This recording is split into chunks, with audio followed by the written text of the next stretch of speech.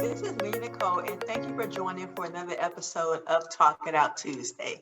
On this Tuesday, we are going to talk about something that makes everyone nervous or happy, customer reviews. So I am a big foodie. Everyone knows I love food. And I love to just travel and do different things. But before I do anything, I always read reviews. And with reviews, of course, you're going to get a little bit of the good, a little bit of the bad. But the important thing is to find balance. I'm a little weary about businesses that only have good reviews because nothing always goes right. There's always an issue or something like that. So I read the bad ones as well, and I just take what I need from it. And with reviews, you can kind of tell if someone's being picky or if they're just fussing about something that they have a personal preference for versus something that actually went wrong with the situation. So today we are going to tackle the subject of customer reviews. This is something that I talk about more in detail during my Ground Zero business group workshop, starting from the bottom, because it's something that we're all going to deal with as business owners one time or another. So it's just a matter of preparing yourself for it. A couple of Tuesdays ago, I had an interview with Miss Haley, and Haley is a young entrepreneur. And one of the things that she said that makes her nervous or that's hard about owning her own business is having a customer with a bad experience. How does she handle that customer? Does she give them a refund? But one of the things that I like about what Haley said is that she would take whatever feedback she got from that customer and use that to make her business better. And that's really all reviews are, whether they're good or bad, taking what you need to make your business better. I remember starting my business 7 years ago. When I got my first bad review, I was like devastated. I'm like, oh my God. And of course, you can see all of my reviews about Elegant Occasions Event Center on Google or Yelp or even on Facebook. So, and there are some bad reviews on there. Again, it's part of doing business. And one of the things Haley said as well is that if you get a bad review, that lets you know that you're doing something right. And that's what I take my reviews as, whether I'm doing something right, something I can fix. And there's always room for improvement. But when I first started, I got my first bad review. I mean, I didn't know what to do. I was nervous. I was just, I didn't know. I tried to do everything right for that event, and things just didn't go right. But nonetheless, when I got that review, I took time to just take a step back and research because I never had one before, so I didn't know how to respond to it. But one of the things that it said was always respond to bad reviews. So definitely that's something that you want to do with your business. If you get a bad review, don't be afraid of them because they're going to come. And one of the things that I did again was research how other companies responded to bad reviews. And not only that, what type of language did they use to respond to these reviews? But one of the things that I found that was most beneficial was just taking a step back, breathing, sleeping on it for a day or two, get your thoughts together. Talk to other people that might have been there. I'm not at every event. That's impossible. I can't be at every event. So when I'm not there, I talk to my staff. I talk to my vendors to see if they saw anything, if they heard anything that may be able to just help me kind of get a better picture of what's going on. Because as we all know, there's three sides to every story: the truth, your version, and their version. So you have to find somewhere in the middle that makes sense when it comes to reviews, because normally the two versions are totally different that people are going to tell you, but you just have to find some type of common ground in the midst of their reviews. So a recent experience from me, again, I reviewed a few weeks ago. There was a customer that basically didn't have a pleasurable experience at Elegant Occasions. And I just want all of my customers to know that our top priority is to make sure that you all have a great experience at Elegant Occasions. But we also understand that sometimes we fall short. We aren't perfect, we are human.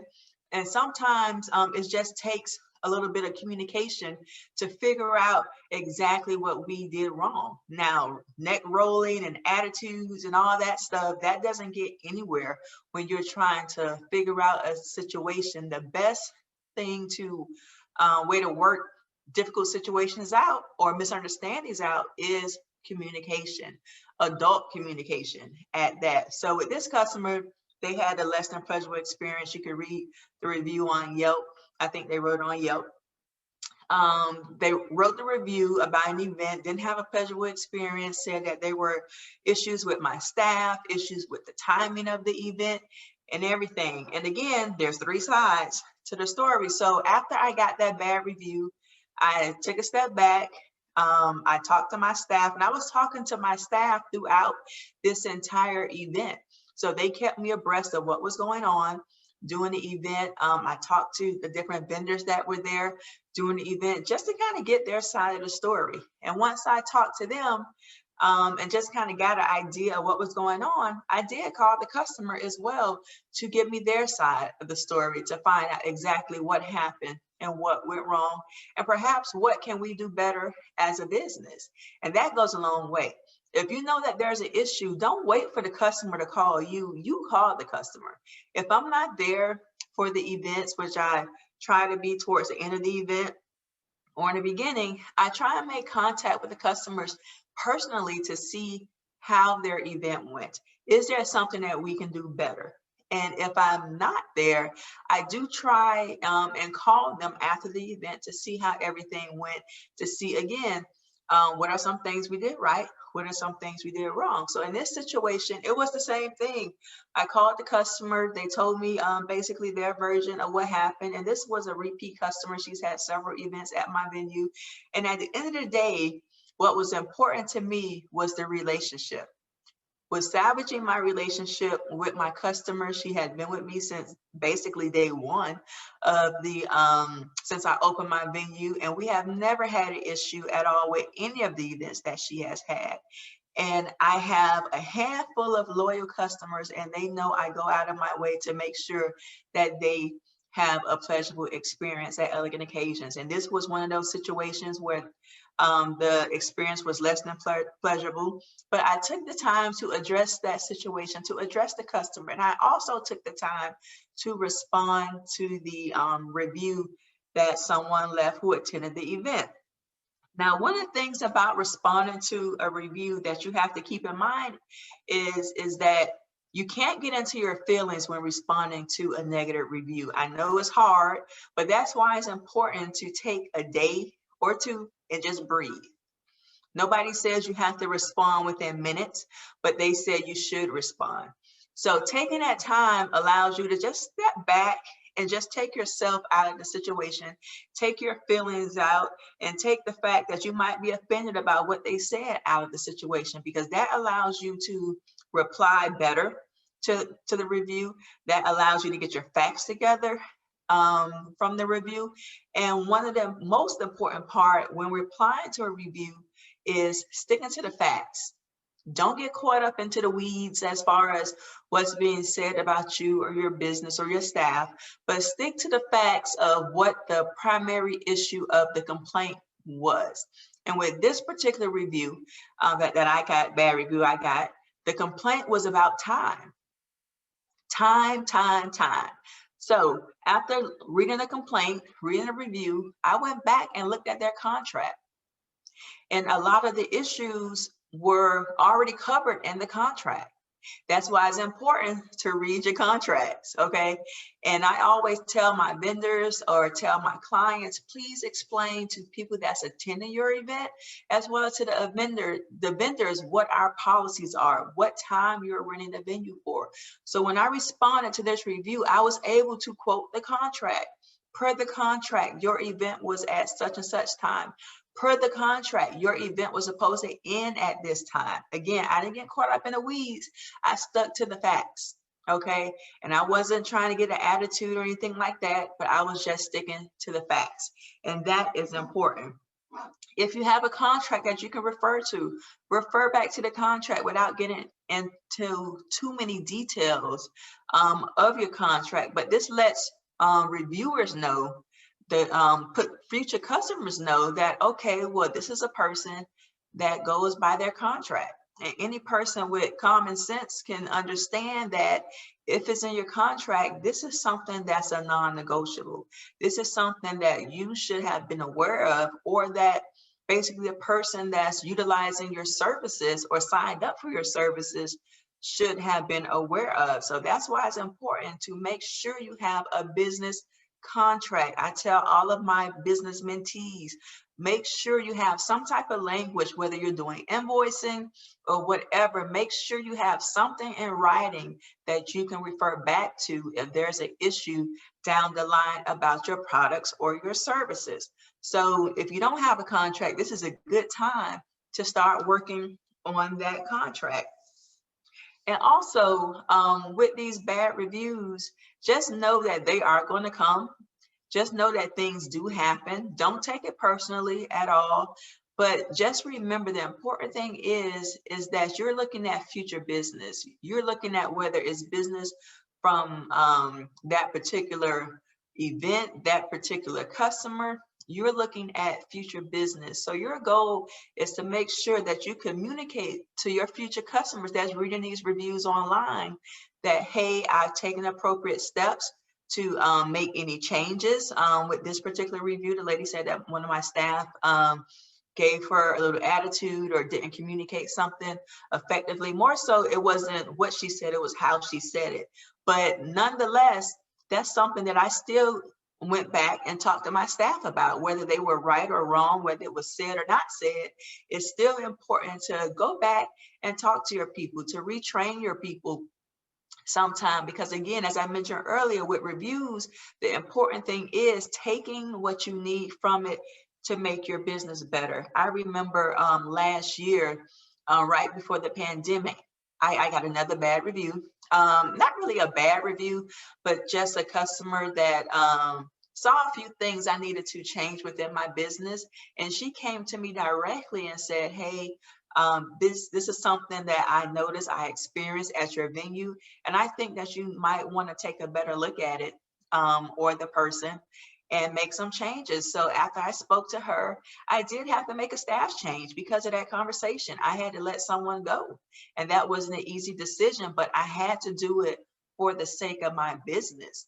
And I really appreciate that customer, because we have to remember, whether we're the person that's leaving a review or whether we're the person that's responding to a review, we need to be constructive and not destructive. That's a whole nother episode in itself. But sometimes as Black people, we are more destructive. We try to just tear businesses down. We try to tear individuals down, and that doesn't get us anywhere as a people or as a community. If I'm doing something wrong in my business, tell me. Tell me what I'm doing wrong. That's the best thing that you can do for a business owner, for a Black business. I had an experience at a restaurant a little while ago where my server was great, but it was just bothering me because I went back to that restaurant twice, back to back, ordered the same thing, had the same server, but I had the same issue where something was left off of my order, or it took part of my order to come out late. On the last instance, my husband never got his food. The first time, I didn't get my food. So it was a whole big thing. But I went back because I really liked the server. I really liked the food there once I got it. So on this situation, I went back and talked to the manager and talked to him as another business owner. Again, there was no neck rolling, or eye rolling, anything like that, but just letting him know from one business owner to another, hey, you might want to take a look at what's going on maybe in your kitchen, what's going on maybe in the system that you use to take your orders, because something is happening where there is a gap in communication and the customers are suffering from that. And I didn't do that to try and get money off my bill or any type of incentive. I was doing that because I liked the product that they were serving. I liked the server, but it was just something missing. And that manager, he was just so grateful that I pulled him aside to talk to him about that. So a lot of times we do stuff just just to be nasty. Unfortunately, I've had a couple instances where people said things either to me or online just to be nasty. But the thing is, the best thing you can do is just tell me straight up to my face, or leave a review that's going to help me to better my business.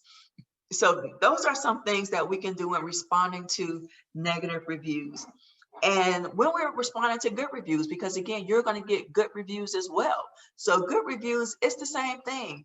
Take time to respond to them. You don't have to write a whole paragraph. Just say, thank you for leaving a review. Thank you for leaving a comment. If you're having issues with getting reviews, remind your customers, hey, write me a review if you had a good experience. Okay, you can sign up for a customer management system that automatically sends customers emails to remind them to write a review. And also you can offer incentives. Hey, if you write me a review, I'll give you 10% off of your next service or something like that, just to get your reviews up. And if you're not on a platform where you can get reviews, maybe you're using your personal Instagram page or your personal Facebook page, get you a business Facebook page, because that business Facebook page is going to allow people to leave you reviews. I get a lot of reviews on Google. If you don't have an actual website, get one, because that puts you on Google and that gives you more visibility. You can get a business page on Yelp as well, and that gives people the opportunity to leave reviews. Pictures and everything, that's nice, but people want to know about your services. What type of service do you provide? Are you professional? Are you easy to work with? These are things that I want to know, whether I'm buying balloons or whether I'm going to buy a car from somewhere. I'm going to read reviews. I even read doctor reviews now. So before I make an appointment with a doctor, I'm reading the reviews. So as a business owner, you need to invest in your business. Make sure you have a place where people can go and read reviews. People can go and research who you are and how you are with your business. These are definitely important. And again, just keep in mind that reviews are something that we're all going to encounter, good or bad. Don't be afraid of them. Don't be afraid to respond at all. But just make sure, if you don't remember anything else that I've said on this episode, take some time, take a breath, woosah, if you have to, and just step back and then respond to the reviews. And I'm for sure your business will be a lot better if you start doing that. So thank you for joining another episode of Talk It Out Tuesday. I am Mina, Nicole, and go out and read my reviews and also write a review as well. Have a good day.